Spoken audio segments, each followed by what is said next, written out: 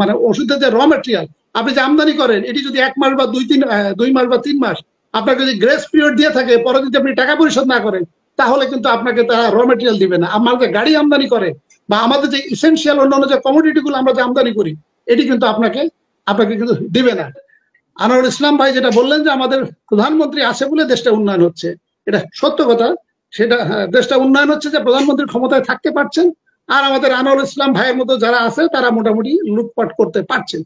এখন প্রশ্নটা হচ্ছে, এই সরকার যে বাজেট দিয়েছে এই বছরে, এখানে বলেছে আমাকে সুদ দিতে হবে 1,13,500 কোটি টাকা, হুইচ ইজ $11 বিলিয়ন। এবং আমাদের যে ইয়ারডির যে তথ্য, আমাদের অর্থ মন্ত্রণালয়ের যে তথ্য, সেখানে আমাদের জুন 2025 আমাদেরকে সুদ এবং আসল আমরা যে লোন নিয়েছি, সেখানে বলেছে 3,34,500 কোটি টাকা শোধ করতে হবে, হুইচ ইজ $33 বিলিয়ন। তার মানে আমার $11 বিলিয়ন হলো সুদ, $22 বিলিয়ন হলো আসল টাকা। আমি ধরে নিচ্ছি হাইপোথেটিক্যাল আলোচনার জন্য, আমি যদি আনোয়ার ইসলাম ভাইকে যদি 3 মাস পরে যদি না পাই, সেক্ষেত্রে হাইপোথেটিক্যাল যদি আমি ধরে নিই যে বাই ডিসেম্বর রিজার্ভ শূন্য হয়ে যাবে, তাহলে আমার বাই ডিসেম্বর আমার যে সুদের যে 11 বিলিয়ন, তার মানে 6 মাসে আমার $6 বিলিয়ন কিন্তু আমাকে পরিশোধ করতে হবে। আর আমরা যে খরচটা করি এবং আমাদের যে আয়টা হয়, প্রতি মাসে 1 থেকে $1.5 বিলিয়ন কিন্তু ডেফিসিট হচ্ছে। সে কারণে অগাস্ট 2021 আমাদের রিজার্ভ ছিল 48 বিলিয়ন, যদিও ভার্চুয়ালি কিন্তু 48 বিলিয়ন ছিল না, $10 বিলিয়ন কিন্তু সবসময় কম ছিল, যেটা এখন ধরা পড়েছে এবং বাংলাদেশ ব্যাংক এটা সংশোধন করেছে। এবং ওইটাও কিন্তু যদি আমি 10 বিলিয়ন যদি বাদ দিই, তাহলে 38 বিলিয়ন ছিল, কিন্তু 38 বিলিয়ন থেকে কমতে কমতে 4 বিলিয়ন এসেছে। তার মানে গত 34 মাসে অন এন এভারেজ 1 থেকে $1.5 বিলিয়ন কমে গিয়েছে। আপনি যদি জনগণের আন্দোলনটা ঠেকাতে চান, তাহলে আপনাকে আগামী 6 মাস আরো $6 বিলিয়ন ভর্তুকি দিতে হবে, যদি আপনি জনগণের যে রাস্তার আন্দোলন এটা যদি ঠেকাতে চান। তাহলে আগামী ডিসেম্বর নাগাদ 6 বিলিয়ন আর 6 বিলিয়ন $12 বিলিয়ন আপনার অতিরিক্ত লাগবে। এই টাকাটা আপনাকে কে দিবে? আপনার কাছে আছে 4 থেকে 4.5 বিলিয়ন। আমি ডিবেটের ক্ষেত্রে আমি ধরে নিলাম যে $9.26 বিলিয়ন, এই টাকাটা কিন্তু সরকারের কাছে আছে, কিন্তু এই সরকার এই টাকাটা কিন্তু ডিউজ। তার মানে এই টাকাটা যদি সরকার যদি না দেয়, তাহলে সে হয়তো খুঁড়িয়ে খুঁড়িয়ে ডিসেম্বর পর্যন্ত যাবে। তাতে সমস্যাটা কি হবে হাসিনা আক্তার? আপনি যার কাছ থেকে পেট্রোল বা অকটেন নিয়েছে, তারা কিন্তু আপনাকে গ্রেস পিরিয়ড দেয় 45 ডেজে, কিন্তু আপনি যখন 45 ডেজের পরে যখন টাকা পরিশোধ করবেন না, আপনার কিন্তু পেট্রোল এবং অকটেন কিন্তু আপনাকে দিবে না।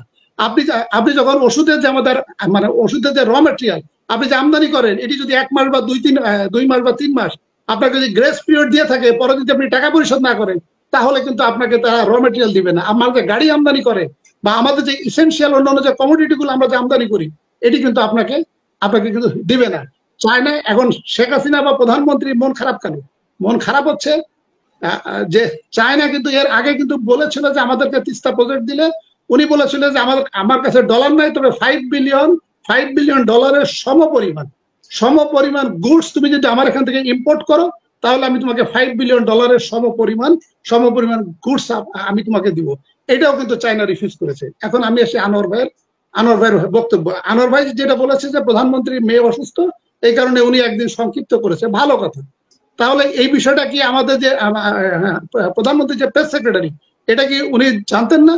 উনি তো বললেন যে উনি সফরটা একদিন সংক্ষিপ্ত করে উনি রাতের বেলা রাতটা নষ্ট করতে চান না, রাতটা আকাশে থাকতে চান এবং সকালে এসে নেমে উনি সকালে অফিসটা করতে চান।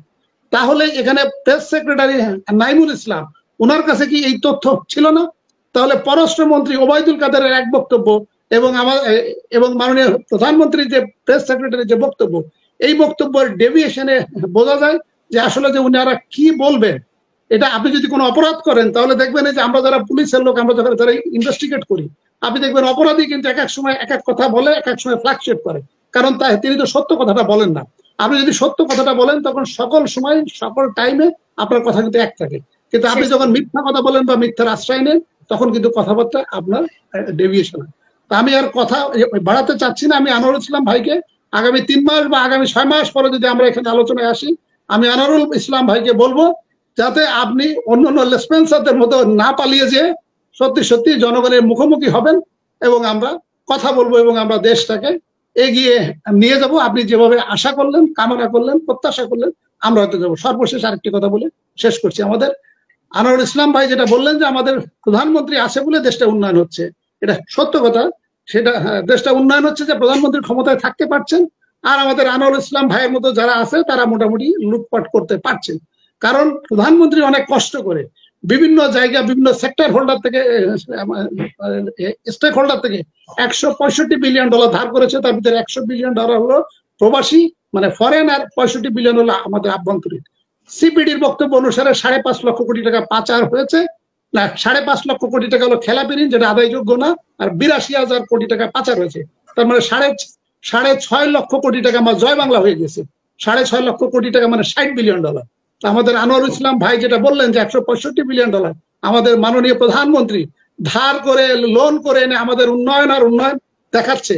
আমার 60 বিলিয়ন ডলার জয় বাংলা হয়েছে, which is 33% of the total loan. কিন্তু $165 বিলিয়ন কিন্তু আমাদের 18 কোটি জনগণের, এটা কিন্তু আমাদের দায়বদ্ধতা। এতে আমাদের লাভ কি হচ্ছে? আনোয়ার ইসলাম ভাই যেটা বললেন, আমাদের প্রত্যেকে বা আওয়ামী লেসপেন্সার যারা প্রত্যেকে লাভবান হচ্ছে, আর শেখ হাসিনা ক্ষমতায় থাকতে পারছে, অবৈধভাবে হোক আর অসাংবিধানিক ভাবে হোক, যেভাবে হোক উনি ক্ষমতায় থাকতে পারছেন। ধন্যবাদ।